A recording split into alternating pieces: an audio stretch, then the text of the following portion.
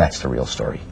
That isn't on there. For every minute that we spent in the report at the beginning, we have spent roughly 5 minutes now with you and me talking. I mean, you are, after all. We've gone almost an hour and a half. Very well, and I appreciate it. That's right.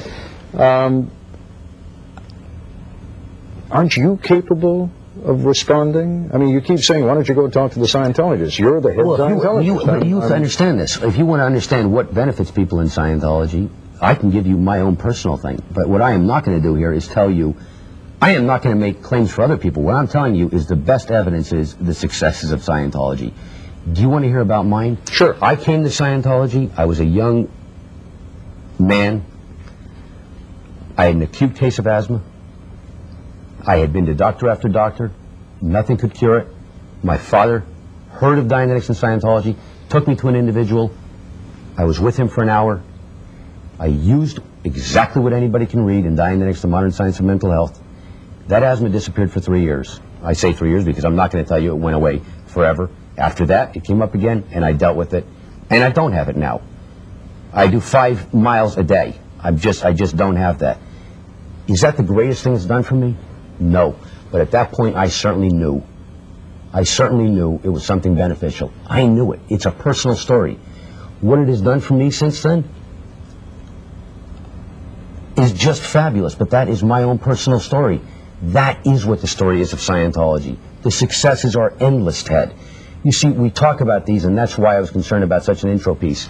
The story, 100,000 people off drugs. That's help. That's good. I can give you these statistics. You were talking before about Narconon, right? Narconon operated in Oklahoma, correct? State of Oklahoma said, illegitimate group, tossed you out. Well, there you go. Now we're going to bring up a new allegation. The state of Oklahoma... No, they didn't. They didn't toss it out. It's still there, and that's in the court system. In fact, what happened, Ted, is that various doctors came in to testify. The leading drug rehabilitation experts in the country came in to testify. Well, let me finish. Who was opposing? Let me finish this. Who was trying to get it out? The psychiatrists. The Mental Health Board. The leading doctors across the country, Forrest Tennant, another gentleman whose name doesn't come to mind right now, testified in behalf. All of the testimony on the efficacy of the Narconon program was all in favor of it. Studies have been done. Governmental studies in Spain and Sweden found Narconon to be the most effective drug rehabilitation program in those countries. One man came in, a psychiatrist. He made statements about the program. The man was also on record as stating, and it's a man named Dr. Jolyon West out of UCLA. He stated that living a drug-free existence is an antiquated position in today's society. The judge in that case ruled that having that man talk about our drug rehabilitation program is similar to asking Saddam Hussein to report on the treatment of the Kuwaitis in Kuwait. So why is it still in the court system? The Mental Health Board is the one who ruled on it, and we couldn't understand the findings because all the testimony was positive.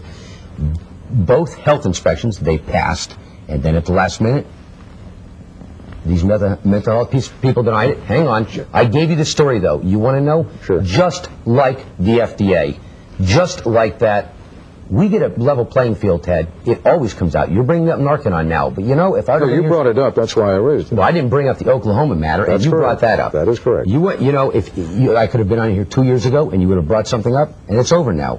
There have been these cases, but in the end, we come out on top. And I'm telling you, Ted, there are a group of people on this planet who find us to be a threat to their existence, and they will do everything in their power to stop us. And that is the mental health field. I didn't pick a war with them. You can ask them if they feel this way, and they will tell you that. One last quick area I want to go into. Explain to me what a clear is. Okay, well, the first book, Dianetics, talks about the mind. And the subject of the mind, well, you have a mind. And I did this with you before, but anybody can see what their mind is. Their mind is composed of pictures. You can close your eyes, look at a cat, and you'll see a cat, and those pictures you're seeing are your mind. There are parts of this mind. You have your analytical mind, which you do your thinking with, which is very analytical. A perfect computer is a good analogy. And there is a reactive mind. And this is the mind that kicks in during any moments of trauma, stress, unconsciousness. It is recording a series of pictures of these incidents, unknown to the individual. At a later time, these incidents that are traumatic can come back and affect the person, affect his rationality, affect his happiness. This is where you find the cause of a person acting the way he doesn't want to.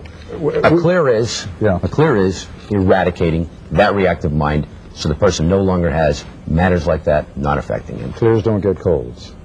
Well, I don't know that clears don't get colds. But L. Ron Hubbard said, clears don't get colds. Back in 1951, L. Ron Hubbard, I believe, said in that book that postulating that a clear wouldn't get a cold. So again, you're taking a line out of context. So clears do get colds? I guess one could. Okay. In the few seconds that we got left, we've got about 45 seconds left. We've heard a lot from you, and I understand there's a lot more to be said. But why is all of this a religion? And you're speaking now to a great many people out there who have a different concept of religion, I think. Yeah, well, unfortunately, we've talked about a lot of allegations, and it's tough to describe a subject when you're dealing, when you get hit with a litany of accusations at the beginning, you're trying to deal with them. Why Scientology is a religion? Religion is about the spirit, and Scientology deals with the spirit. We are in the tradition of the much older religions, Buddhism, Hinduism, helping the person as a spiritual being improve himself. That is what religion is about. That is why this is a religion. It doesn't fall into any other field. And on that note, David Miscavige, let me thank you. I appreciate very much your joining us. Okay.